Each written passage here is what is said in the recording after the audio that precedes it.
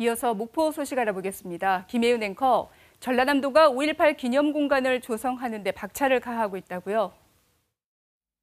네, 그렇습니다. 지금은 광역단체인 광주광역시와 전라남도로 나뉘어 있지만 5.18 당시 광주는 전라남도 광주시였습니다. 당시 희생자 대다수가 전남 지역 출신이고 전남 각지에서도 항쟁이 이어졌던 점을 생각하면 전남의 5.18 조명에 소홀했던 게 사실입니다. 전라남도가 각종 사료 수집과 전시, 기념 공간 조성에 적극 나서기로 했습니다. 김정대 기자가 보도합니다. 비상계엄 해제와 반독재를 외치며 거리 행진에 나선 시민들. 앞장선 이들은 목포대학교 교수와 학생들입니다. 목포역 광장은 수만 인파로 가득 메워졌고 연일 집회와 횃불 시위가 이어졌습니다. 42년 전 5.18 당시 목포 시민들이 벌인 민주화 항쟁입니다. 지금 여기에서 줄이 지금 오시는 그 예약교 있죠? 거기까지가 한 줄입니다. 이어졌어요. 수가 그렇게 많이 행렬에 참여를 했어요.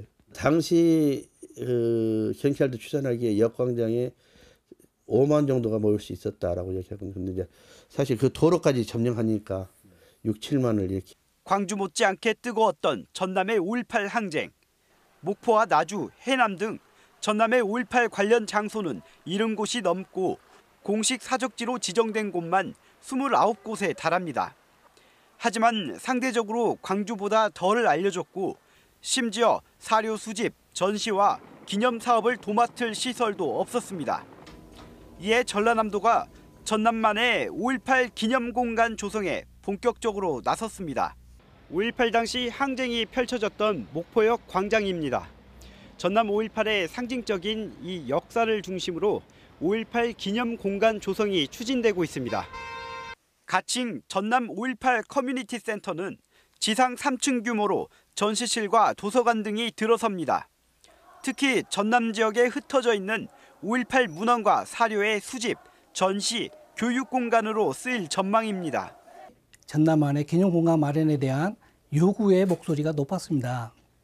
이에 우리 전남은 5.18 민주화운동의 민주, 평화정신을 개성하고 상징성 있는 기념 공간 조성을 위해 전라남도는 오는 2026년까지 5.18 커뮤니티 센터 완공을 목표로 세우는 한편 중장기 사업으로 추모탑과 공연장 등을 갖춘 5.18 기념공원을 구상하는 등 그동안 소외됐던 전남의 5.18 위상 회복에 본격적으로 나설 방침입니다. KBS 뉴스 김정대입니다. 무안국제공항에 태국 방콕의 전세기가 처음으로 입항했습니다.